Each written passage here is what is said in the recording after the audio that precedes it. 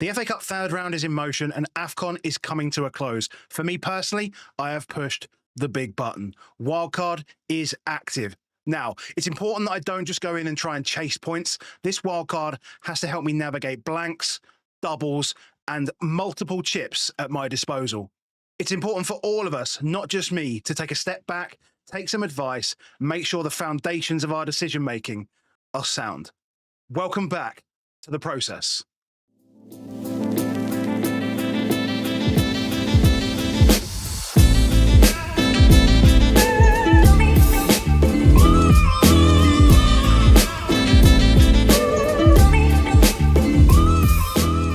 Welcome back. This is the Above Average FPL podcast, The Process. My name's Adam, and as always, joined by Baker. Good afternoon, mate. How are you? Very well. Very pleased for... Is this first four-man pod of the season? First four-man pod of the season, yes, 100%. Well, we know that because I had to scramble around and actually find the overlay for this. So yes, first four-man pod of the season, and we're welcoming Ivan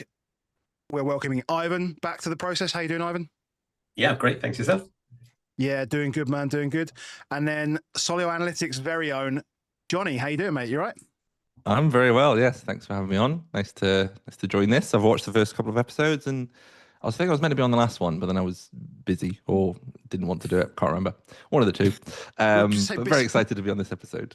Busy's good. Let's call it busy. Let's call it busy because there's a lot. There's a lot to unpack. Want to be on. Yeah. There's a lot to unpack here. Obviously, we're just past the halfway stage in the season so far, and I, like a complete idiot, hit my wildcard button, so I need some help and we need some thoughts. People are pressing the buttons, and like wildcard windows are starting to appear. We're starting to get, we might get a confirmed fixture very, very soon. So for sort of later on in the season. So, people are going to be pushing buttons. So it's good to we talk. Might get a confirmed fixture in April. Yes, so, an important one. Time to wildcard. Exactly. That's it. You got it. Well, you can never be too prepared for these kind of things. So where do we want to start? Well, so we're halfway. Yeah. Halfway. I think this is important, and it's one of the reasons we want to get Jonny on was that we like to have chats about models. When we say that, we mean. That's exactly what we mean. That's why we get Jonny on. Projection models. Yeah. Projection models. I guarantee you, we'll get something in the chat that will moan about us talking about models. Like it's yeah. a dirty thing. Get used to it now. Yeah. Is Adam?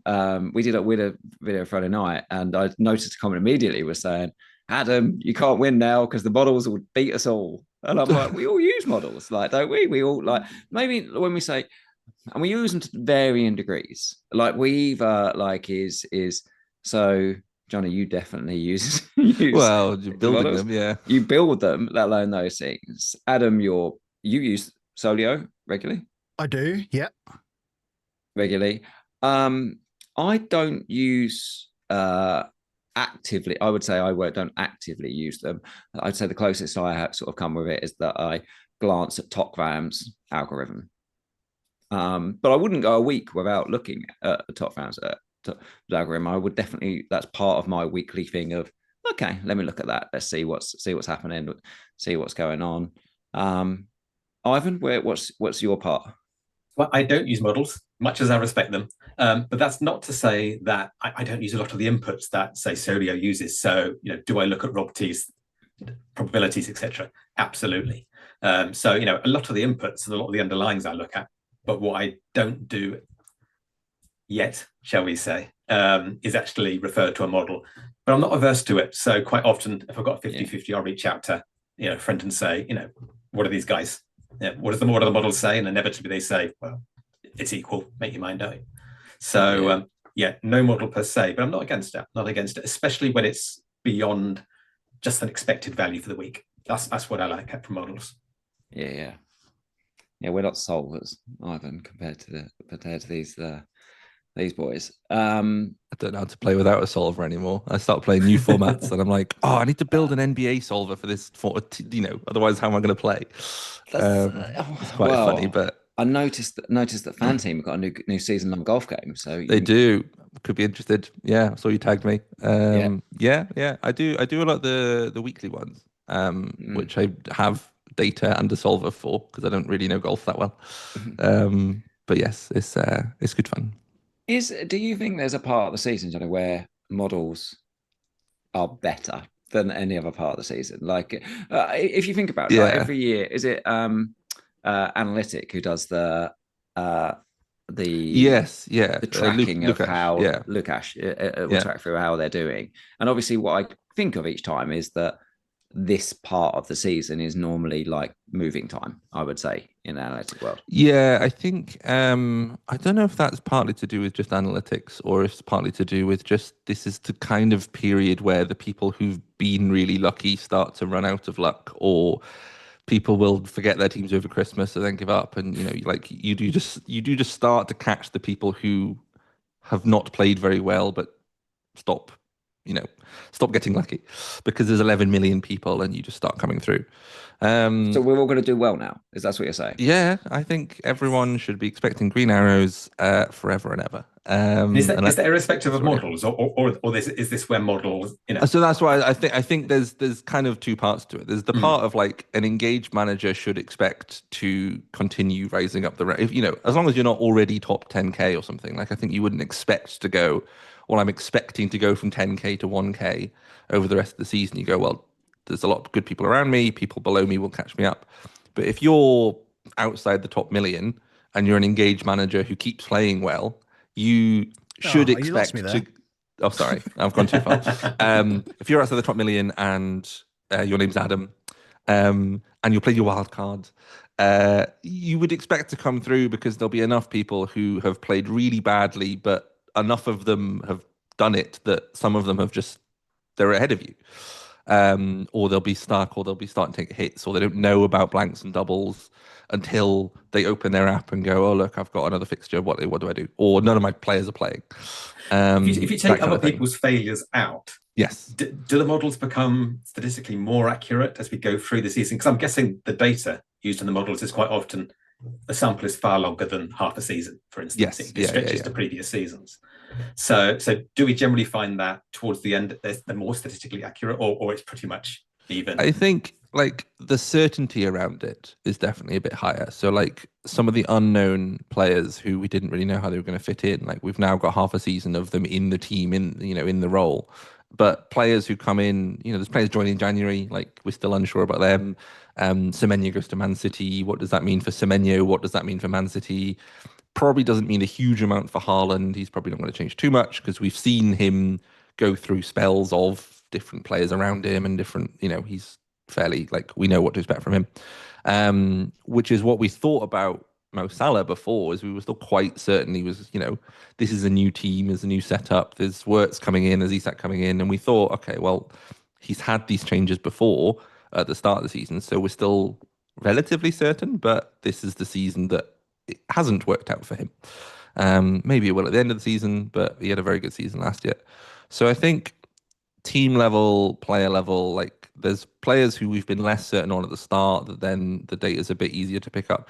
DEFCONs is new this year. So the new role, I think, the new rule, is something that's taken certainly us at Solio a bit of time to kind of work out how to project it, because it was a new thing. We had lots of data, but then this season's had a big shift itself. So we've seen all these throw-ins and all the clearances gone up. So DEFCONs have gone up. This has been a kind of not DEFCON anomalous season, but it's been even if we knew DEFCON stuff was coming and we'd looked at the last 2 or 3 seasons well in advance and got ready for it, this season would still have thrown us a bit of a curveball. So things like that now. And the game a curveball, exactly. Like we, talk to Mark Summons around it, and why did you do this type thing of this is the thresholds, this is the points type things, and it was like, well, you had to base it and model it on kind of what you knew, and then suddenly the game, the way that football plays, it changes, and suddenly is. Yeah, so I would expect that there will be some form of reaction to that if this continues. I'm sure season. When they brought the rule in, the plan, they weren't expecting Gabriel to be hitting DEFCONs semi-regularly. Like No. when we looked at the last season's data, he hadn't hit it at all. Saliba hit it a couple of times, and suddenly he's now, oh, well, there's a balance because he's an attacking centre-back who hits good bonus point stuff and, you know, set-piece threat, but that counterbalances for Tarkowski, who's started 500,000 less than him, I think, but plays for a worse team, but still a strong defensive team, but hits DEFCONs a lot. And then suddenly Gabriel's hitting DEFCONs anyway, and you, oh, well, this guy's very good. So I think there's picks like that where I'd say an analytical model would be more certain now, but I don't know about more accurate. I think often at the start of the season, like you can actually be almost the analytical model can be less accurate, but than it is later in the season, but it might be more accurate than your average person trying to assess what's going to happen because they've got much less info as well. So I was going to say, I mean, the question was about models, but actually there's nothing that you said that doesn't also apply to anyone who uses models or doesn't use models. We're always gaining information. We didn't really know what Wirtz was going to do.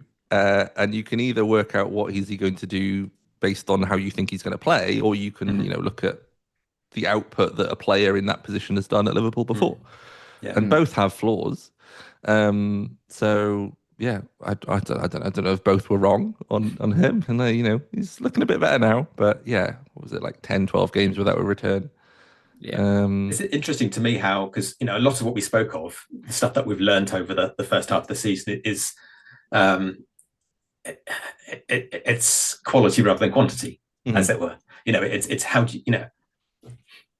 Obviously, you would argue you can break everything out into data, and you absolutely can, absolutely. But it's interesting in terms of, you know, things like Wirtz's position or how does he assimilate into Liverpool.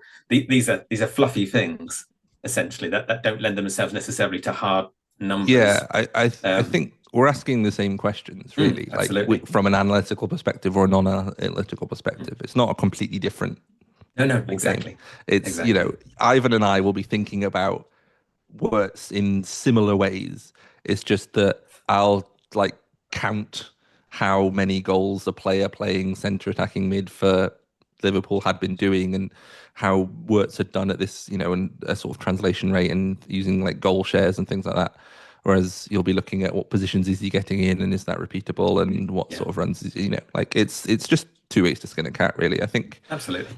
I like relying on the analytical approach. I feel more confident in it personally, but I think that helps for a lot of people is they go, okay, like there's some hard data behind this. So even if you project Wirtz to do this well and then he doesn't, you go, well, it wasn't a mistake to project him to do a bit better because he's a very good player. And you also know that you're projecting a kind of range of outcomes. I think like people mistake the end result, the end product of like 6.4 projected points as like that's the number that they're projecting. But actually, I think Rob did a really nice graphic at the start of the season that obviously Wirtz has ended up on the bottom end of, but it was a kind of like a heat map of like where might he end up as a goal and assist threat. And like, it's worth working out where the central point is to go, is it worth going for that player? But it's very plausible that he could have been amazing. He could have been way better than we were projecting, but he ended up not working out. And most of those are for reasons that, you know, even the Liverpool staff won't really know, but, you know, there'll be reasons that the Liverpool staff will know in terms of how he's personally settling into England, into Liverpool, into training, into tactics and stuff. But there'll be stuff that even they will account for, and you know, half of signings will flop almost. But yeah. Don't know. To answer the question, I forgot what we were talking about. I've forgotten completely. But our model's good. What I heard is that I am going to go up in rank. That's all I heard in the entire. Yeah, I think that's all of us. Yeah, all of us. Yeah, But the weird thing is, obviously, like the expectation, or should I say, previously, what has happened in the past is that a lot of those people that we're chasing or overtaking have already used all their chips.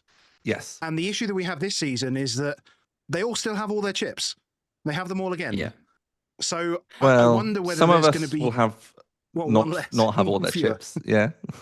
Yeah. So some of us will have one fewer chip after this week, but yeah, that's obviously going to be. It's very different. Yeah. Yeah. Is it harder to catch people? I think it And will be. I've forgotten which season it was. It was a couple of seasons ago where they moved. We used to get that massive blank week with the FA Cup 29. quarterfinals. Yeah. Yeah, would like intersect, and now they don't. Now it's like we saw it a couple of. Well, I mean, last year there was what, like 4 doubles, 5 doubles, it wasn't that Yeah. and one of them was weather postponement. So we had 2 from. I think we had 2 from the FA Cup, from the League Cup final, 1 from the weather postponement, and then we had 3 from the FA Cup semis. But one of them, like, was it Forest Brentford, stayed within the week, it like moved to later in the week. So we only had like 4 or 5 doubles, and only 1 week with 2 doubles in it. Whereas we used to get 6 or 7 doubles, and people wouldn't know that they were coming, and then they'd have used their chips, and they get to big double week, big blank week. They don't know how to deal with it. They don't have 5 transfers. They've got 2. They're taking hits. So I think it is going to be harder to. It's funny in that regard. One of the reasons, Adam, you play the wild card, and maybe it's a small consensus or big consensus out there and stuff, but is that you don't necessarily need a wild card, especially because you can have up 5 transfers to get ourselves through this double and blank seasons. That's not good. No, I hadn't really considered it, but that's not good, is it? We want that, actually. We want the chaos to get more difficult, because that gives us an opportunity. God, we sound so predatory. No, but you're right. In theory, I should be able to build a wild card. I should be able to build a wild card that means that outside of complete chaos and fire, I shouldn't have to make a transfer for 3-4 weeks at least. Yeah, I've already got 2. Might get to my 5, and then I can work around, making moves as I need to. I guess, fixture pile-ups like we've seen it over Christmas are going to create these kind of problems anyway. Like we've seen, what they're doing is by putting all these fixtures into midweeks rather than creating, weekend blanks almost, is I think we're just going to continue to get teams just playing game after game after game after game. We've seen what's happened in the last 6 weeks, in particular with fixtures. We're seeing mass rotation necessarily as well. Like it's required by these teams. So I don't think the fires are going to go away. So maybe, that will lean into an opportunity for us, for those that are picking high minutes risk players. But if you do build one that's, pretty solid with players that just, I guess, ultimately just don't get injured. And I'm thinking like around the Brunos of the world, who just got injured. Who literally just got injured and then just went, fuck it, I'm just going to come back in a couple of weeks because I can't bear not to play football. And he's now seemingly playing, and he's playing as we record against Brighton. I hope he doesn't get injured in the second half. So do I. I didn't actually thought you said that just now. Yeah. We're going to look at some wildcard drafts, but should we look at that ownership piece that you put out, JC, last week, which shows the analytics and because effectively, if you're a wildcard now, it's like, how much do you align with some of these things versus how much do you try and take them on? I guess is part of the question. Can I just have one thing actually onto that, which probably segues into that a little bit? It's that there's all this talk of what everyone else is going to do. You can't control what everyone else is going to do. All you can control is what you can do. I guess the outstanding question is there stuff that I can do that can mitigate for what other people are doing a little bit? So as Adam kind of hinted at, maybe you should be looking at stronger long-term teams, so when the chaos does hit, you're able to navigate that more effectively. But ultimately, nothing really changes. You just got to try and build the best squad you can. I think you mentioned about the fixture, like sort of crunch for a lot of teams over Christmas is partly like there's a fixture crunch for every team over Christmas because the Premier Leagues and the midweek games. But as teams start to go out the FA Cup and we go into a period of it being like the Champions League and European midweeks, which even Crystal Palace don't have because the Europa Conference League the league stage is done. So there'll be a period now where half the teams are having 1 game a week again, rather than all 20 teams having 3 games a week. So it might be a bit easier to get someone like I don't think Jared Bowen was someone who was going to get injured earlier, but he was more at risk. Bruno was more at risk because he didn't have Europe. But now there are going to be those players who are a bit easier to get on, and we'll start looking at structures a bit later. But for example, Chelsea have a nice fixture run, but they're going to have all these competitions to play in, and they've kind of got the squad to rest around it. So you either get a player who plays all the time and is then an injury risk, or they get rotated, and do they play the Premier League games you want them to? Do they miss Wolves at home because that's the one that they need to rest in? Starts to get a bit trickier, but we'll get onto that later. Yes. Shall we have a look? Yes. So this is the, I guess this is two samples that I track. There's like a FPL General started a mini league called the Elite 64. It was many seasons ago now. I can't remember when it was. And then Simon and FPL Research, who does the FPL Research like rankings, he's got his own Hall of Fame, started an analytics one because they went, let's see if we can make a better sample of 64 managers. But basically, it's two samples of 64 managers who are all very good, but have two quite distinct play styles. So it's quite nice to see like, oh, these guys are playing well this way, and these guys are playing well this way. What's the difference? What are they trying to do? So this is just who they owned, basically. But is there anything that sticks out to you guys just firstly, just on the Elite 64, because I see this quite regularly, these things. On the Elite 64, because I know you sort of look at it, when we say distinct play styles, is there crossover? So is there people in the Elite 64? There are three managers who are in both. Who I do count in both. It's much lower this year. It's been higher in previous years. I think the year before was like 9 or 10. Okay. So I mean, there are a few who I'd put in the Elite 64 who are in the Elite 64 who I would say are quite analytical managers. So I think there's a couple who used to be in the Analytics Elite 64 but aren't anymore. So they're still quite they're still using models and solvers. But so I'd say a good 50 to 60 of them will be kind of more distinct. There's some crossover because like Tom Dollamore's in both, Ben Crellin's in both. These are like just very good managers who are analytics oriented. And these days, the definition of analytics is essentially using models, whether it's your own model or whether it's a model. Is that correct? Or?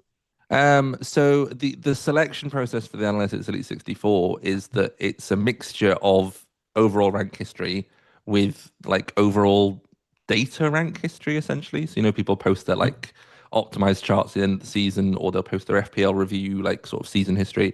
So it's using FPL reviews, expected goals model, massive data model. So it uses all of those to try and predict which managers are most likely to do well next year. You have to apply. We don't know from the Elite 64 how many use models either, do we? No, not exactly. No.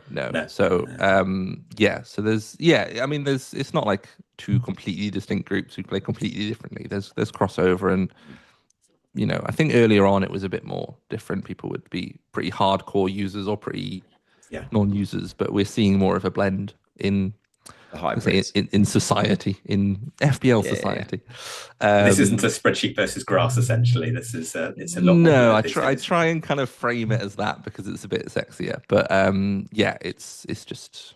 I mean, you can look at both. I think there's some differences. So like Harry Wilson and Morgan Rogers are owned by none of the Analytics Elite 64, but are owned by 30% and 20% of the Elite 64. So there's obviously some players where they're just like the model just doesn't protect them highly. We don't want them. Raya 92% jumps out to me. Yes, everyone wants Raya. Whereas he's popular in the Elite 64, but he's not like universally owned. Who the hell owns Vicario? I don't know. Yeah. I don't think we want to know.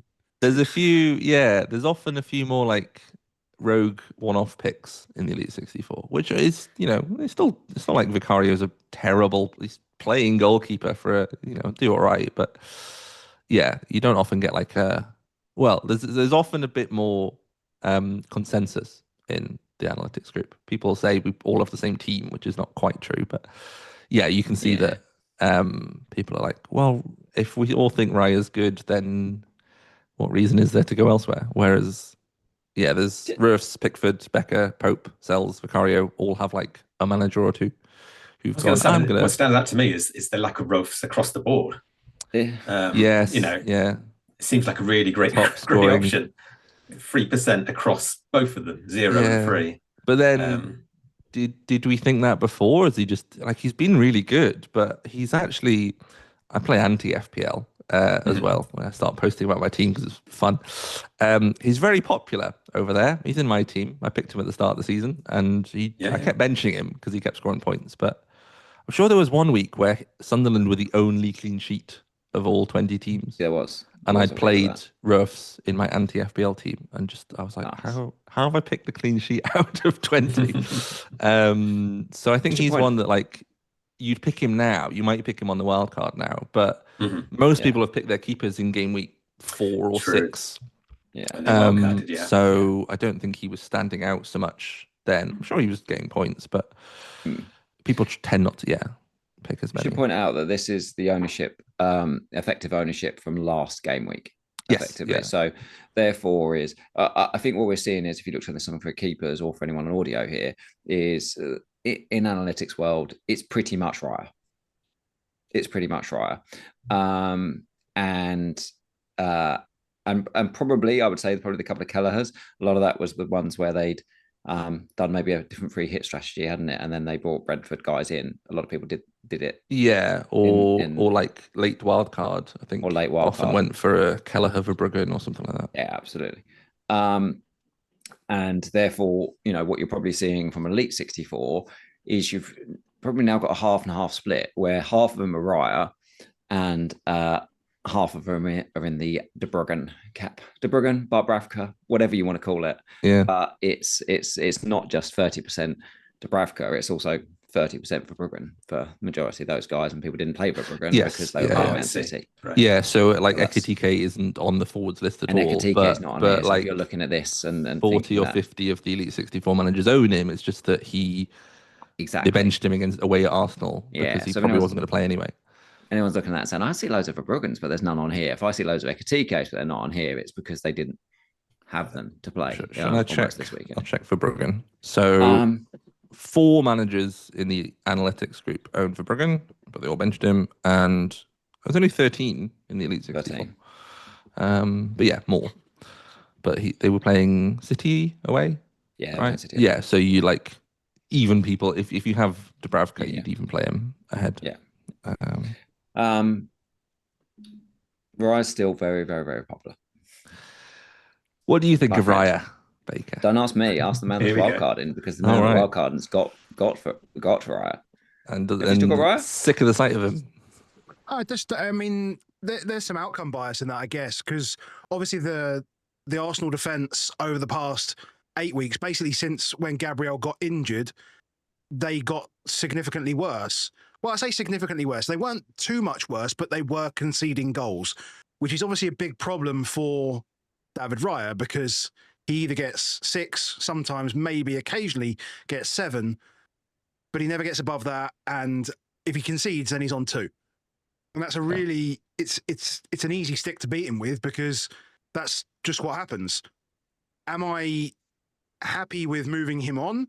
Yes and no, but I'm also in a position personally where I'm really limited on funds. So actually opening up players in defence and midfield where I want to have some more fun is probably going to be much better for me. So do I think Raya's going to keep clean sheets over the rest of the season? Yeah, he'll probably pick up 8, 9, maybe. He might 8 clean sheets for the rest of the season over the next 17 weeks. Maybe. That seems reasonable. And yeah, I probably just won't have him. If he stays popular as well, I think people are starting to get fed up with him, and people who wildcard will probably try and go without him. I don't know if anyone will like sell. It feels like, me personally, I own him, but I picked him in game week 4. Yeah. So I'm not going to sell him to like swap to Rice unless that really, opens something up. But you can go against him now if you're trying to catch people up. Like, I don't think Raya's far and away the best goalkeeper. I still think he is the best keeper, but some people will disagree with that. But he's not like so much better that there are other Arsenal options that he locks you out of. You can go for those ones that other people can't reach. You can pick a different keeper that most people don't own, and you're increasing your chances of catching people up without making your team worse by just like punting on captaining someone completely random. It's never a case of getting the best goalkeeper, is it? Anyway, because obviously that's an Arsenal space for a start. So these things don't live in silo, essentially. Yeah. So if you do have Raya, you've got one Arsenal place less. But hey, that means I don't have Timber. That means I can have Munoz instead. So there's loads of moving pieces. I think the best we can probably say is a really good option. is relatively is expensive for a goalkeeper, but it depends on your situation and what you want to do. I think there's a thing on style though. If you look at this, with keepers, I massively probably overvalue the byproducts, not just the clean or no clean type spaces. Is I almost get offended if it's like just a 6. I'm like, oh, I want that. I don't want 2 or 6. I hate it. Like I've said, I must say it all the time. Like I want those little extras. I want that save point. I want to be in the bonus. I'm always thinking of how can those be there. If you take the pairing here of goalkeepers and defenders, what you can see is the byproducts in an analytics world shifts more into the defense piece. So you give away maybe a little bit of that byproduct for going for, I'm going to have solidarity of keeping. But what you can see if you look at the analytics world is Tarkos, Andersons, Lacroix. Those are guys, all season that have been popular in an analytics world because you're like, I'm not just you're playing, you're playing 2 or 6 in defense quite often. And I'm not actually. So that's what I quite like. That is almost is if you were having Raya and also you're just having defenders that don't defcon, then there are definite places where you go, what did I get from a defense this week? 2, 2, 2, 2. I got 8 points from my 4 at the back. Actually, that's quite unlikely if I look at the analytics world. If you've got a team that's rolling out Raya, Gab, Tarko, and one of Anderson or Lacroix every week, actually, as a whole, I can see it probably a little bit easier than I would have seen it before. Blanking with a 3 or a 4 rather than a 1 or a 2. When you churn out like Mukiele away to a top level team and you go, okay, well that's fine. But yeah, I think for me the balance comes from I can play Raya all the time, but I can actually rotate the defenders and try and get stuff that I want. And the rotation of defenders is something that isn't as impactful this season. Last year it used to be very impactful because more of their points were coming from clean sheets, whereas less of them are now. And actually the defcons almost, not always, but they tend to come from the games that were a bit trickier. You're not looking to get defcons at home to Wolves or Burnley quite as much as you might away to, I don't know.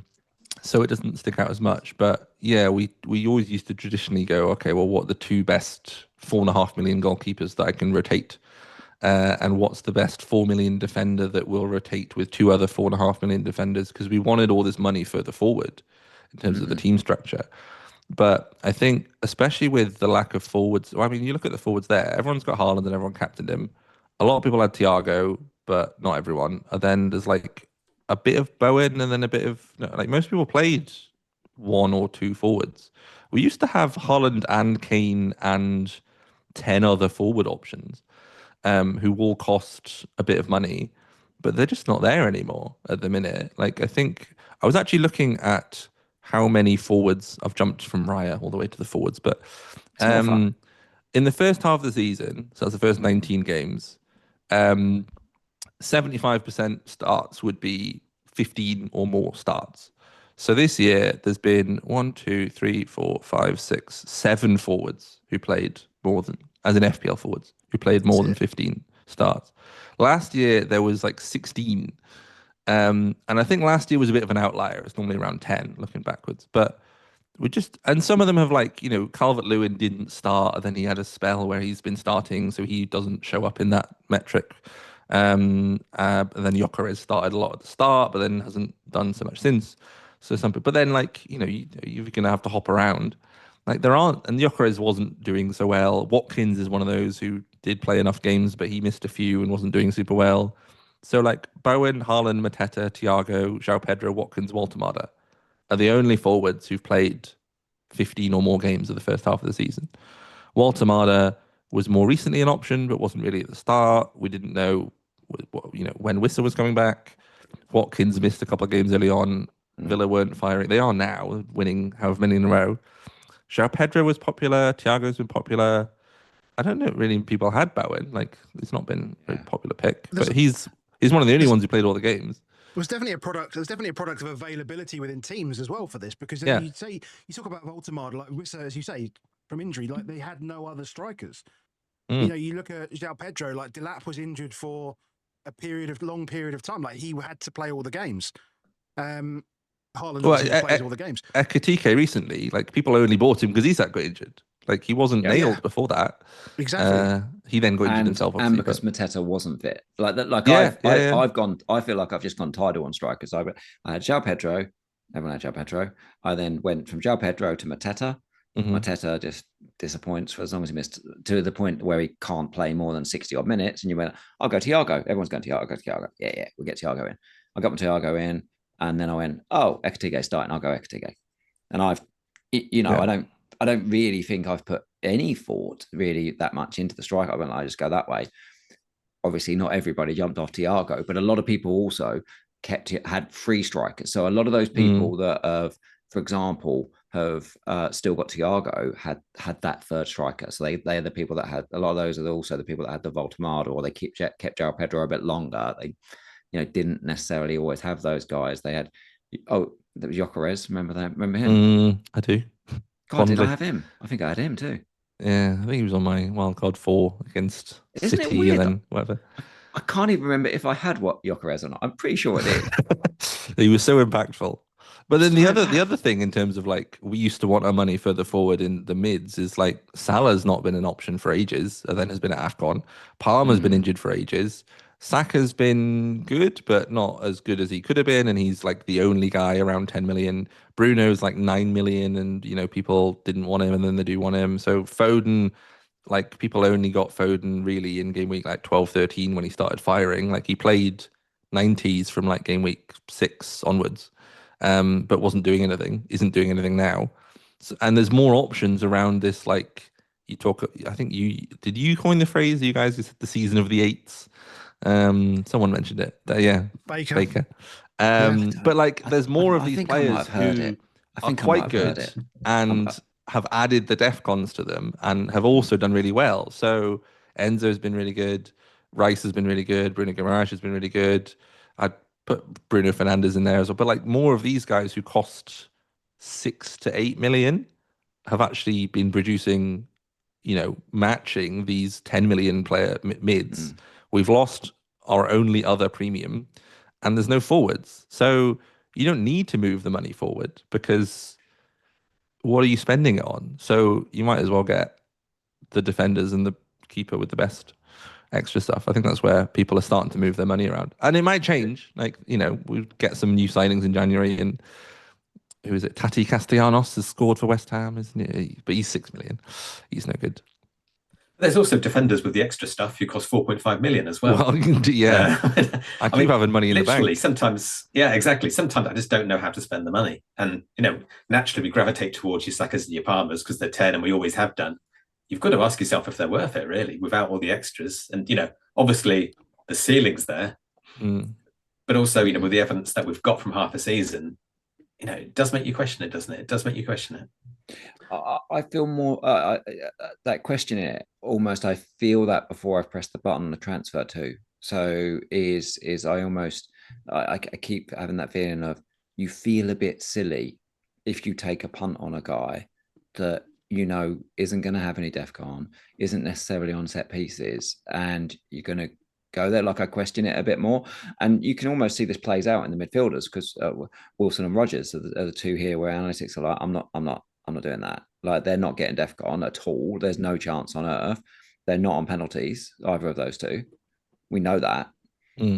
Those are like two. Rodgers could, I think. You've got Tillman's back now, mate. You got your man. I know, yeah. I think Rodgers is not on penalties, but we don't know Villa. Villa, I mean, they nearly got 2 penalties in the last game and then didn't. Like, I'd like to see a Villa penalty with all of them on the pitch because don't really know. But yes, he's not like the taker.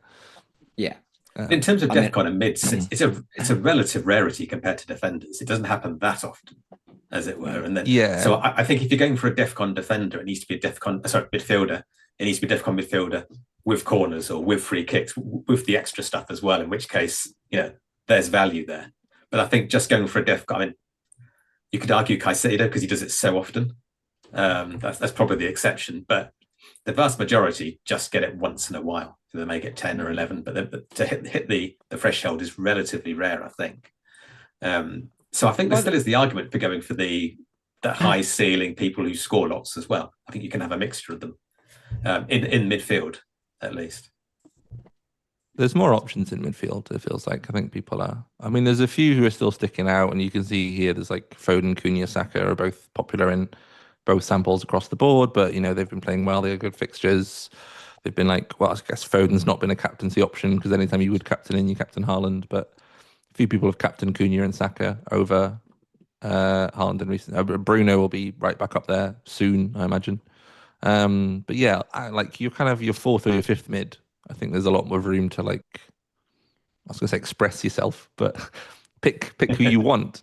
You know, this is why people are picking Wilson and Rodgers, because like they're in good form and they think that's going to carry on. Whereas I'd say that I think those numbers are elevated and they might carry on, but I'm willing to bet that they don't. And I'm going to go get I can't remember who my fifth mid is. Szoboszlai, that's it. Yeah, home to Burnley, who again isn't doing much at the minute, but there's the different sort of upside of, like, you know, he might play further forward, he might take the pens, he might be scoring in a free-flowing Liverpool attack that isn't firing at the minute. But so well done for not saying there is no such thing as form. So good one, because that would have really upset a lot of people. Form for me, form is descriptive. Like, you say they're in form, but then just because they're in form doesn't mean they're gonna. Yeah, but absolutely, absolutely. But I mean, I was looking at as you do on a Sunday afternoon, I was looking at Bournemouth expected stats. And it's just interesting because obviously Tab, for good reason, you know, models love him now. You know, what's there not to like? He's going to get plenty of game time, free kicks, probably penalties as well, corners, lots to like about that. Cheap as well. I was then looking at David Brooks. And David Brooks, I think he has a few set pieces, but not many. He's played fewer games, but I'm guessing he's going to be playing more games now. His XG, his XGI is up there with, and bearing in mind he's got no pens, with Bruno, with Enzo, with Gordon, with Saka. He's up there. And he's 5.0 million. Way high. Yeah, it's small sample, obviously, but you know, no one's talking about him, and it's interesting, isn't it? How we're possibly gravitating, possibly for good reason, but towards Tav because he's got the multiple routes to points. But there's actually someone here that if you actually did a kind of a blind assessment, these are the underlying stats for these few games that we've had this season, you'd be going, yeah, that's the 10 million guy, rather than that's the 5 million guy. Have you looked at Brooks, Adam? Not once. No. I just had a quick look at that. When you said Tav, yes. When you said Brooks just a minute ago, I just assumed that he'd picked up most of that XGI against Spurs because we tend to give away lots. But actually, that's not the case. It was only like 0.1. Well, it was 0.17. But I mean, he started hot as well. He's the start of the season. He started incredibly hot. I think the issue is he's not been clinical at all. I mean, he has started to score, I think, but I think his delta is large. So I think, you know, psychologically, it's just not on our radar, as it were. I think he tends to be one of the like 70, 80 minute sub-offs as well. So like he's not playing the full 90 often, which might change now because out of necessity, but they might buy someone as well. I think it'd be the same. Mind that. I know it's sacrilege, but I don't mind that. Really. Yeah. Lock that clean sheet for 70 minutes. I mean, again, I was looking at Kruki versus Mane today. That was quite interesting as well because it's a close thing, I think. How have we got Mane here? Apologies. No, I agree. I meant there is a link. Like the FPL space. Like, absolutely. Which 4.5 forward that's playing are you picking now? Because that's where we are. But Kruki's underlyings are essentially, obviously, per 90, so he doesn't play 90. But you know, they're Watkins-esque. They're around Watkins, Calvert-Lewin, that kind of level. Mane's very small sample size. XG per 90, 0.1. You know, he plays centre mid kind of. Exactly. He's playing behind two strikers. Exactly, and he's done well. And obviously, if he does score, he gets the bonus. Great. So he looks great, absolutely. But again, it's interesting. It's interesting that you know, for what seems to be such a 50-50 decision, I would take the guy with 5 times higher XG who plays 70 minutes or plays 65 minutes. only Cunha is averaging more shots per 90 than David Brooks for players that have played more than 5 matches this season. Well, there we go. If he ends up in Adam's wildcard team, and then we know who to credit, blame, He's played delete as 19 appropriate. games. That's the same amount of games as Yeah, Saka. Do you know what I mean? No, He hasn't started that many though, has he? But again, he's going to be starting more now. So yeah. I think it's the like, do you believe that rate of goals Exactly. is going to, or even like expected goal involvement is going to carry on? I think like what the way that we're modeling it is essentially saying like, the more he does that, the more likely we think, okay, he might be really good. But also, if we imagine that we have 100 players who are as good as David Brooks scattered around Europe, then one of them will have that level of like a 10 game sample of like, wow, their data looks amazing. So you need to be quite confident that there's a reason that his has got like, if he's suddenly playing number 9, you go, oh, well, there's a reason his numbers have gone up. But I think the way that I'll try and do it with the modeling approach is almost going like, can I explain that with random fluctuations? Not to say it is random and he is that bad, but like I'd need another reason to think he is now this good. And there might be positional stuff. You can look at it. It's not just go, well, dismiss it. He's, these numbers are made up. But like I'd need a tactical reason, or he's suddenly taking all the corners, or some other reason to go, oh, that's why I might want to move my needle on. And even then, I wouldn't move it to the number that he's hit this season. I'd still balance that with his historic rate, the historic rate of Bournemouth, and if I think Bournemouth are going to score this many goals, and I think Brooks is going to score way more of them, like, are all the other players suddenly worse now, or have Bournemouth got a lot better, or it's all needs to add up. One of the key questions for me always is what is different from last time? What has changed? Has anything changed, as it were? Brooks has always been quite handy. He's always been decent. He's a good player, and obviously he's had some terrible health issues to overcome. So so he hasn't played as much as you would like. But and also Bournemouth attack like crazy. So part of me is thinking, maybe it's that. Maybe it's that. Again, as you said, the reality is probably in the middle. But we're pleasing our Welsh fans talking about Brooks and Harry Wilson a lot. I was going to say, who else? Yeah, who else? I was going to say, are you going to have Joe Roden? Forget that. I think what you just said there, though, just is one of the things that actually me and Ivan have talked about this quite a bit. When we look at analytics, one of the things that almost dissuades me a little bit from using models is I personally, this is an opinion type stuff, but I see too much like what I would say, like the drunk on the model of like, model says this, top line type world, that's what I'll do it. And then I'll see the other way around, which is almost like how I end up playing it, which you tried to tell me it was sexy analytics, but I would say it's almost over customization, like is what I would do with this ones. And look, and Solio offers the opportunity to really significantly customize, so I could get drunk. Thanks for the plug. Yeah, I could get drunk on my power with that one. I do get drunk on my power, and I'm like, bam, bam, bam, bam, bam, bam, bam. This guy's amazing. Bam, bam, Brooks is going to score half a goal a game forever. What do you mean 64 minutes? No, no. The last 2 games were nice. He's up. Stick it up. Do all those type stuff, and that's almost to an extent. I think the really important what you just said there, and that's the same process whether you use models or not, is some of those questions that you just said. That's why you're good people. We get you on this. Is okay. We've got some data, or we've got some eyes that see these things and understand them. What's changed? What do we know? Can we rely on it? How can we rely on it? How does that play out via that? Can I substantiate this, stuff? And it's as much as it's a yes, I'm going to start picking holes or adding ticks because I've got the corners, I've got the set piece, I've got those bits of it.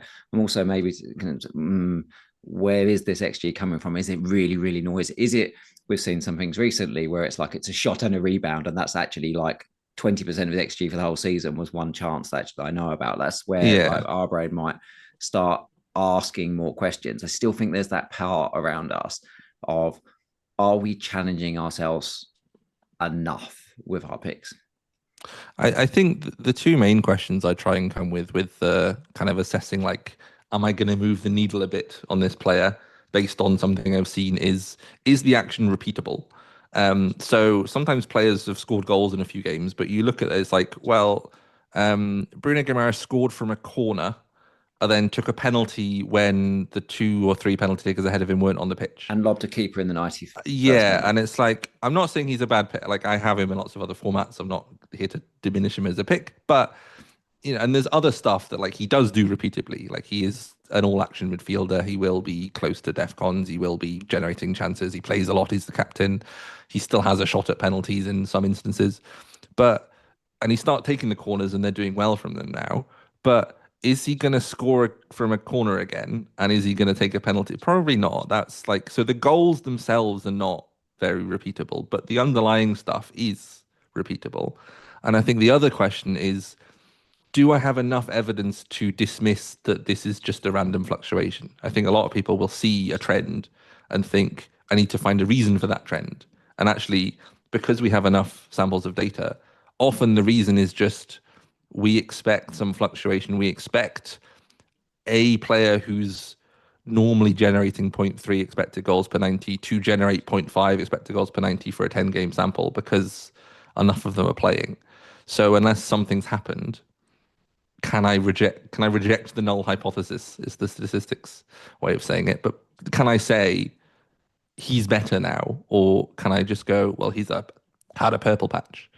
And it's usually somewhere in the middle, and I think I'd err more to that's just a purple patch, and maybe I want to get in on the purple patch. That's fine. Not saying just because they're having this purple patch you shouldn't buy them, but they might suddenly dry up in goals, and then you go, well, what happened? It's like, well, nothing. Like, the thing that happened was that he randomly scored a few goals, not that he's randomly not scoring the goals now.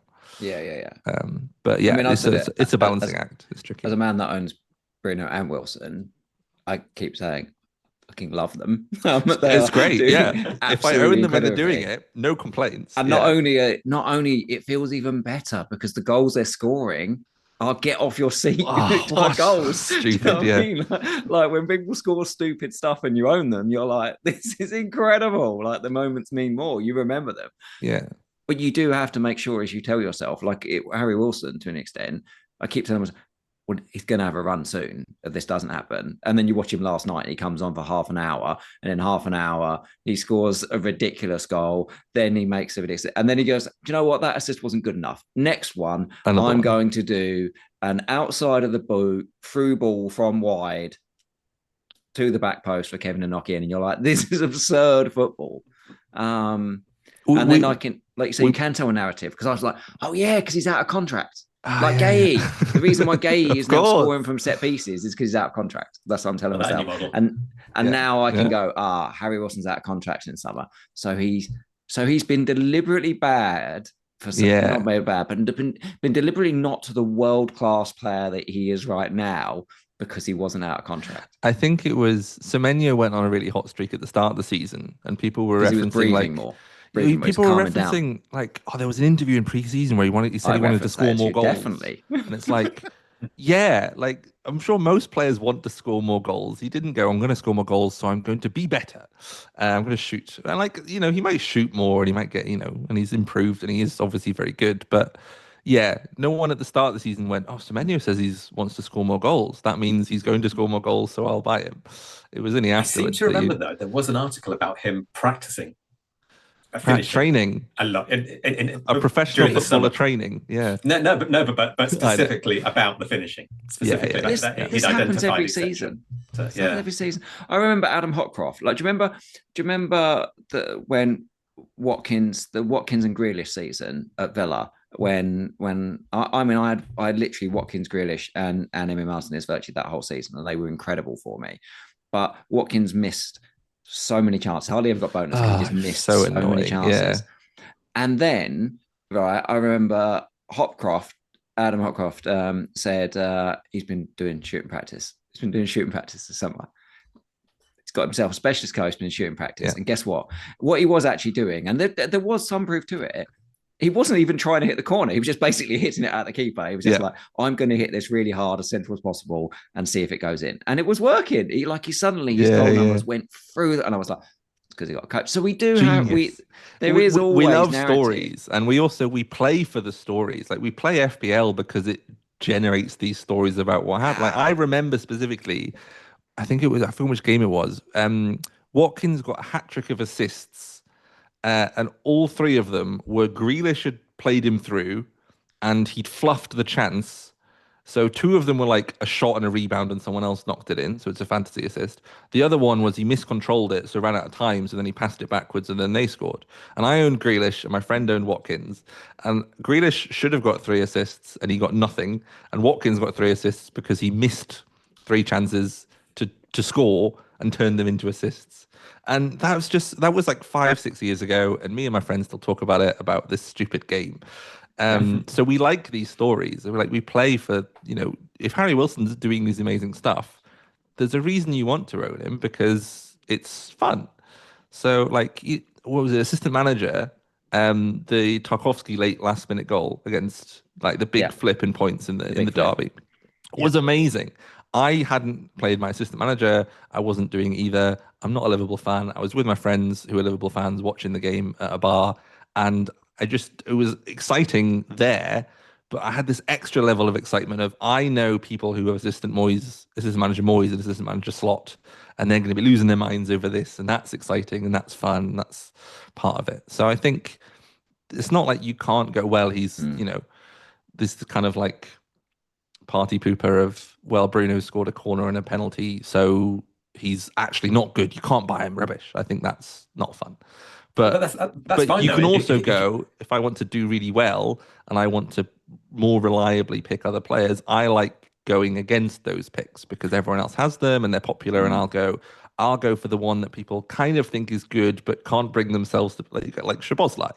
They're like, well, all the bits are there, but he's not scoring. And I'll go, well, maybe he will. Maybe Yuri Tielemans is amazing. Absolutely. That's what I was going to say. Essentially, if you don't like it, go against it. It's great. Just do something else. Ways, so yeah.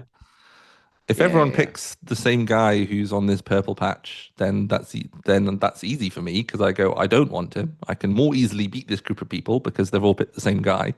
I just bet against him and hope it comes off. So you say purple patch. So if we take Wilson who I don't have.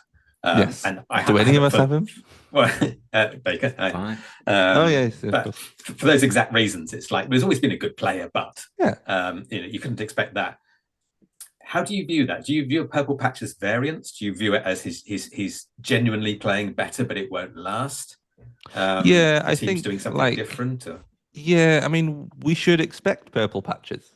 I think we've just changed the word form to a different word that doesn't have the same heavy weighting. Basically, we should expect periods of form for players, in the same way that, as an extreme example that is pure probability, if I flip a coin 100 times, I should probably expect 10 heads or 10 tails in a row in the middle somewhere. I don't know if the numbers quite add up on that, but an example like that. But the coin isn't better in that period. It just scored, the shots went in. The keeper missed the shot. So there's an element of that, of we should expect players to have these runs of better results and runs of weaker results. Foden has had no goals, then loads of goals, then no goals again. But I don't know if he's did he play better in that 6-game spell in the middle? Or did City play differently? I don't know if there's that much difference. So I'd explain most of it by just the balls going in. He's hit it well. Even if you take the coin example, if you set up a free kick in training, imagine they're taking this free kick from a certain position, and they might take 100 of them, and they're going to score, 1 in 10, something like that, if you're a good free kick taker. So, if they take 100, they might hit 3 in a row at some point, but that's just because they took 100 shots. And, they're going to, so in a game, he's just going to hit it, and sometimes he'll hit it well, and sometimes he won't, and sometimes he'll go to the top corner. Largely attribute it to variance, essentially. Mostly, I think it's more. It's. I found it being more repeatable to usually assume that the purple patch is just something that variance is expected, and there are instances where players have changed the roles, and that's why we look for them. We go oh, do I have another reason? So what was it? Gundogan had that really strong purple patch, Yeah. the new term. But he was doing a lot more box crashing runs, and it took a bit more time for people to pick up on it because it's like, is he doing that, or is this just will That's he a keep classic making case those runs? where we got So steered on people the point at models. those examples, but they forget the other examples where more often than not, because they're not as memorable. Like I can't even give you an example of like, oh yeah, he scored a few in a row and then he didn't, because they happen more. And usually I think that like I've found more success attributing it that way. You still investigate. You still slowly go, well, Sure. Harry Wilson is doing this more and more and more and more. And even when the potential doubts I had of the players are back from AFCON and are they, is he going to have the same minutes? They come back and he keeps the same minutes because he's playing really well. Then I go, oh, okay, that's something that's changed. Whereas I'd still have, I don't expect him to lose his spot, but he might not get as many minutes when Chukwueze is back and Iwobi's back and all these, Muniz and Raul are both there, something like that. Like, it comes back to that central question, isn't it? What's changed? Has something changed to warrant that or not?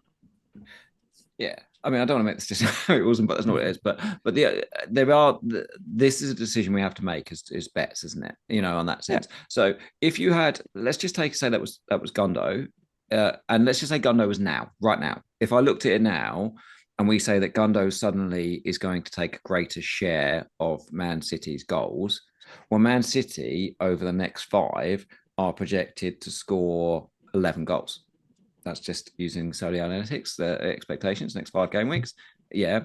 But even whereas with Harry Wilson, even if you suddenly up him to 50, 60% of goal involved, 70% goal involvement with Fulham. Very high. Yeah. Even if you went those kind of numbers, they're only expected to score 6 goals in the next 5 games. Yeah. You're slightly capped with the ceiling of like, how exactly do I think? Well, but then there's the question of like, well, if Harry Wilson's scoring more goals, does Fulham scoring more goals? Yeah. Which is why I always come from the team down. Usually, I think the team lines are easier to project. I'm more confident in them, and they're inferred from sharp markets. Like I think I'd need a very strong reason to like vastly disagree with them. Whereas at a player level, I think like it's a bit easier to go, well, this guy's scoring more, as long as my beliefs are coherent and they add up, and I'm not suddenly having 3 Fulham players who are all adding to more than Fulham's goals.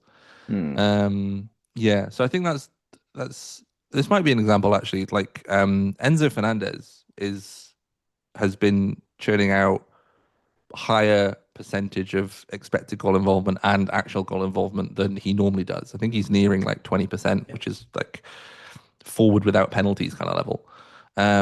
Which is kind of where he's playing. Yeah, but then there's a reason for that, because he's traditionally been sort of nearer like 10, 12%. And maybe I think like 15 or 16 might be where he goes if he's like playing as the 10 normally. So I don't go all the way to 20. But there's a reason I would think that if I think that he's going to playing as the 10 and Palmer on the wing and, does take the pens when Palmer's not playing and Palmer's minutes aren't super good, then there's enough there to go, oh, like there's been an uptick this season and I might expect that to continue because there's another reason. I maybe would expect it to drop from where it is, like he's had a kind of hotter run over the season as well. But like there's reasons for that. I mean, it's definitely making me think. It's definitely making me think that like this wildcard for me has to be so ridiculously robust as a wildcard, because we're talking about, we've talked about examples from Bournemouth, and then the first thing you've said is like, what's changed? Well, immediately we know like their best attacking output player has left. We don't expect the style to change. I'd expect a drop off in goals. Goal share will increase on all players. So Tav, Brooks, whatever. That's something that almost is worth saying, well, don't move now. Let's see what that does and see if something changes. You've talked about Harry Wilson, and you've quite rightly said that all these players are going to come back from AFCON, attacking options that are going to potentially impact minutes. They might increase Fulham's output as a team functionally. I mean, so maybe we should just sit and wait on that one. And then I think he just mentioned another one. It's completely gone out of my head. But what I'm thinking is like every single thing at the moment is a case of something is about to change in a lot of teams. And it does make me feel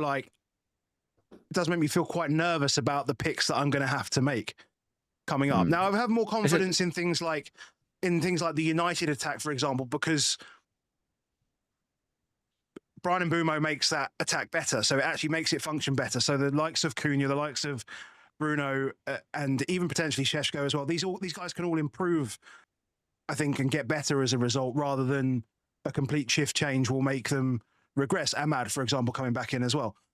But there's a lot of teams where I'm thinking I'm a little bit nervous about the next week for me. In terms of like, you don't want to be the first one on. Well, I've got to be the first one on. I've got to almost be the first one on. I've got to make those bets myself.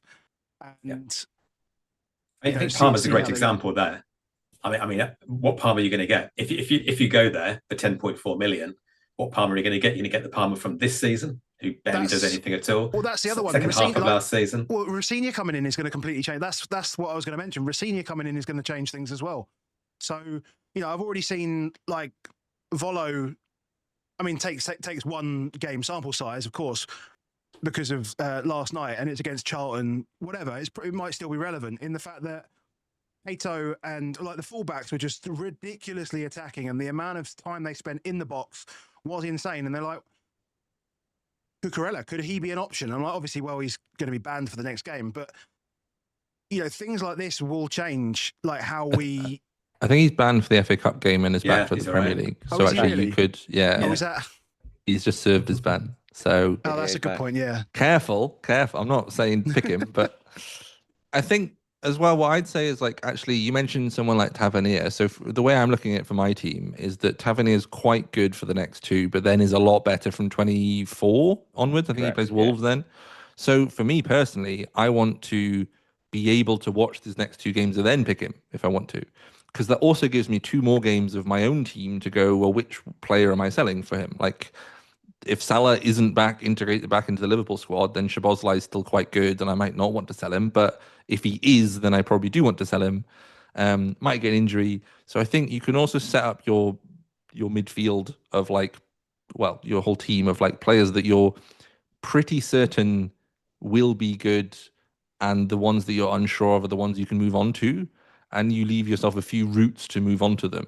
So say you had Parma and Bruno now, and then you go, okay, like, well, I want to get to, maybe you could go like Bruno and Foden now, and then go, I'm going to not have Parma. I'm making these examples up. I'm going to not have Parma for a couple of weeks because 24 is a better entry point, and I can decide which of Bruno or Foden I'm selling for Parma at that point. Or you start with Saka and then you do that. So like sometimes you can actually not pick the player you're not sure about, knowing that you're probably going to buy them, but you have a different route to buy them based on the players you're not sure of in your own team. So you could go with Rice over Saka. You don't always have to get straight on them if you can set your squad up in a way to get on them in the right order. You could go Rice over Saka. You could go Enzo over Parma and just have a ton of money in the bank. And then just wait a couple of weeks. Upgrade whichever one you want in 2 weeks. Because they're all good, they're all good solid options. They won't let you down, and then you can pivot from there. It's an interesting viewpoint because it's obviously like, if you think, Adam, you started there with, I have to be robust. I have to pick them. I have to be like, I now have to sit on my hands and not make transfers. And now this is why we've got these two. But plan transfers in advance is basically. But you're planning the guy in, but giving yourself multiple ways to get there. Which can sometimes be more robust than like going, well, I put him in now, but then if it doesn't work out, I don't know where to go, and I have to do the transfer anyway, and the structure's not right. So you're like, oh, I want a robust team that I don't want to make transfers with, so I need to get early on players that I'm not sure about. Is some like that can actually make the team less robust because you go, right, I'm going to go. I think in game week 24, everyone's going to buy Cucurella, so I'll buy him now. But then you get to 24 and no one buys Cucurella, and you've got Cucurella, and maybe there's an out. Everyone's buying Virgil van Dijk, and I'm like, maybe there is an out, and you can see it, and you go, well, actually, if Cucurella doesn't work, then this is probably where they'll go, and I can do that easily, or it sets this swap up or whatever. So I think that's why it's like quite fiddly to fit this structure in. But I don't think I'm intelligent enough to actually build that scenario in Solio. no, yeah, that's fine. That's all right. But like, I think it's That's what important to Solio's think for. about That's of what- going but like, I have to build it. I have to Well, build yeah. that in to make it work. On But the yeah. plus side, there's really no excuse not to have 15 starters in your squad these days. Because you can get 4.0 million people who are great, Yeah. or 4.5, 4.6 forwards and things like that. So as long as you're willing to, if someone gets injured or so, as long as you're willing to roll in the face of adversity, getting 11 out, then you could be all right. You could be all right as well. if you talk about like we can roll to 5 transfers now, but actually setting a team that will then roll to 5 transfers is actually, you need to not make a transfer in half of the next like 8 weeks to get up to 5. I didn't say 5 though. Well, for example, but like roll. you But say yeah. like if you wildcarding now, you Yeah. don't have the wildcard to manage one of the 2 blanks. So generally what people do, or at least in the last couple of years, is you'll free hit to manage one of the blanks and you'll wildcard to manage the other one. And obviously there's a bit around that, and you can kind of put them together, or you can even put them together and then roll 5 and then use 5. So if you want a bunch of transfers to manage one of these blanks as well, you do need to work out how might I get there. So if you go, okay, I'm going to try and save the free hit for the later blank, and try and get through this game week 31 and get to game week 31 with 4 or 5 transfers, you've only got like 3 or 4 transfers to make between now and March. Which is harder than it sounds. Like that's with a window. It's so impossible. what you need to be able to do is you go, okay, like I've got an injury for 2 weeks, but that doesn't matter because my squad will let me wait for that player to come back. Rather than going, well, I just need to transfer them out now. You get long-term injuries, and sure, you need to sell them. Yeah. But if you get a suspension or something else, you need to make sure that those don't force the transfers in. You go, well, my team's worse now. It's not great. I've got to play the defender I didn't want to play, but so be it. Like I just suck that up, and he's back next week. Probably the main advantage you've got by pressing now is price rises. If you can predict it right, that no one in 2 weeks' time will be able to get the same squad that you get now. So it's probably something to consider as well. Making bets in terms of who's going to do well, who's going to rise, who's going to be. Ultimately, you want tomorrow's template, as it were. So I guess that's one angle you can unless take you want to go against the template and try and catch up. Yeah. I think I meant the word template in terms of just like I know what you the mean. optimum team, but exactly. You want your team to still be good in 3 or 4 weeks' time without having done anything. It needs to be forward facing. It doesn't need to be the best team for today. It needs to be the best team down the line, essentially. Yes, because we've got 17 weeks to go. Should we look at some drafts? We did have a few. Should we look at some fixtures? Oh, fixtures. Do we need drafts to later. fixtures and then drafts, or whatever? Where's the preference? Whatever. Like, because you're in charge, Adam. Take us through it. I'm literally clicking buttons on everything. FPL, OBS, everything. So these are the fixtures up until game week 31. Shout out to Lego Mane for his tickers, and it shows all of the in-between fixtures as well. So Europe, it's got FA Cup 4th round, Carling Cup. Is it Carling Cup? I can't remember now. Carabao. Wow, Carling was I think it was the last time we won it. Was it? Jesus. I don't know when it was last the Carling. I remember the Carling Cup, Cup, but I don't know when it was. I just saw CC and I just went with Carling for some Close reason. enough, Carabao Cup semi-finals, and then obviously European fixtures, and also these are the playoffs as well, in like between 26 and 28 of the playoff weeks, I think. 26 midweek and 27 midweek. 27 midweek, of the playoff Is weeks. it? Oh, it's a bit confusing because I think one of the Premier League rounds is a midweek itself, but like it's in that FPL game week. It's 26, 27. Because that's where the doubles, if they come forward, would go, because that was last year when Villa Liverpool came forward because Liverpool were already top 8, so they didn't have a playoff, and Villa they must have been top 8 as well. Can't remember. So that's where we think Wolves Arsenal might come forward to, because Arsenal are. I think they're not mathematically guaranteed top 8, but they need some extraordinary series of results.